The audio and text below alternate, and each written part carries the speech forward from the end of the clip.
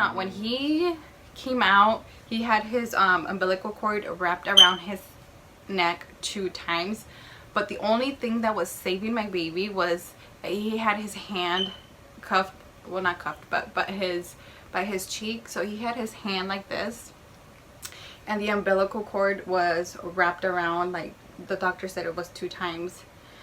So that's the only thing that was saving him for my baby to be, you know, choking.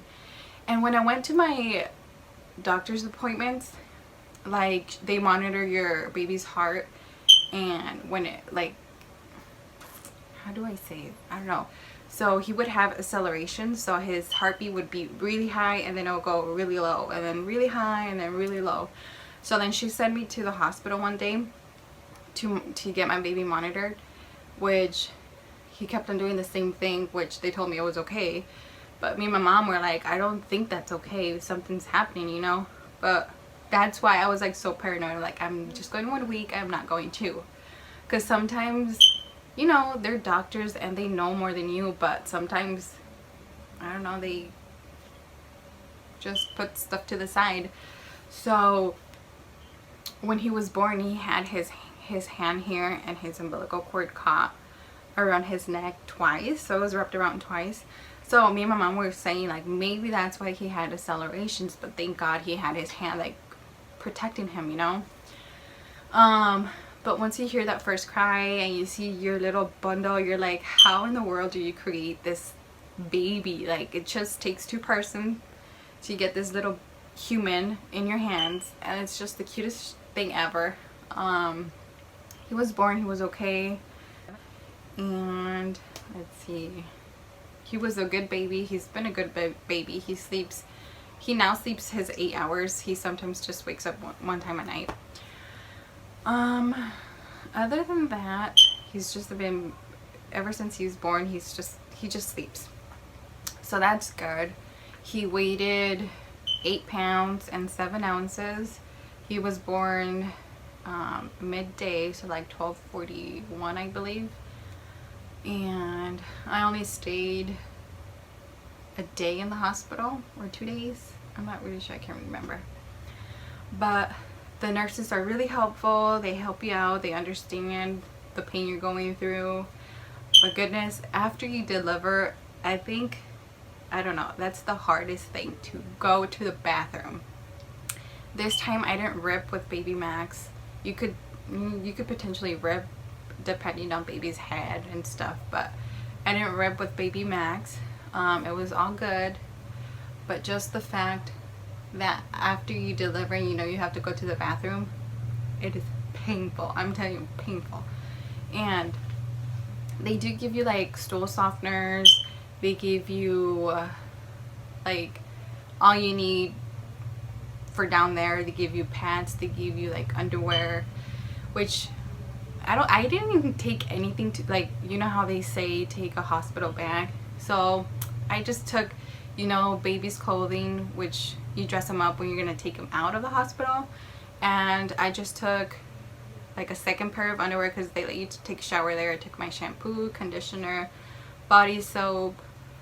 They have towels there, they have pads, they have underwear. They provide you everything, so that's awesome. So I just only took freaking my baby's clothing, my bath stuff or my shower stuff, and that's it.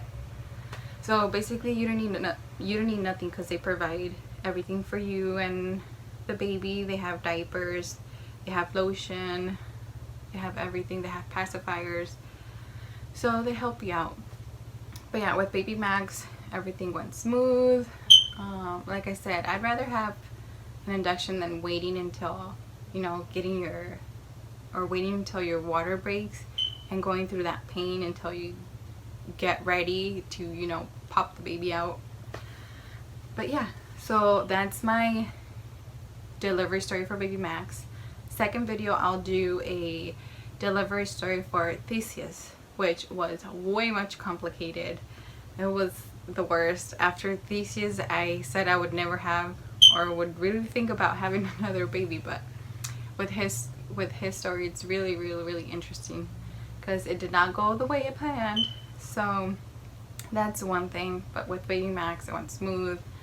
And my husband was there like to support me and to give me, I don't know, just that motivation that you just don't feel lonely. But yeah, my mom was in the delivery room. When baby Max was born, she started crying, which I didn't even notice, but my husband told me like she started crying when I was like pushing, and when she heard baby Max crying, which I don't know, I think every mom doesn't want their child to go through pain, so I think that's why she cried. But I don't know, but she was there. She saw when he was born twice, so she was with Theseus too, so that was good. And my husband was there, so yeah, that was kind of my my delivery story, which just went smooth. It's just that time frame when you have a lot of pain, but after that you're just in love with your baby. You're like, I'll do it again 100 times, but whatever. So that's my baby story, my delivery story for baby Max. I hope you like this video. Make sure you subscribe to my channel and like my video, and I'll be back with Theseus delivery story soon. But yeah, okay, I almost forgot that when he was born, my sister and my son Theseus, they came back in to see baby. So once they get you all cleaned up and they take like the bloody crap, the bloody towels away and stuff, then whoever's in the room can come in and see you. And they leave you on the recovery room like about an hour, and after an hour they take you to the room where you're going to be staying, right? So my sister came in with my son, my 5-year-old son. They came in. My son was so freaking celoso. Like, he didn't want to see the baby. He was telling my mom that he wanted to go home, that they need to go home, blah blah blah. He didn't want to see the baby. He was crying. I was like, oh Lord. I was like, is this you know. So he didn't want to be there at the hospital that first day, so my mom ended up leaving with my sister, and then after that in the afternoon they came back.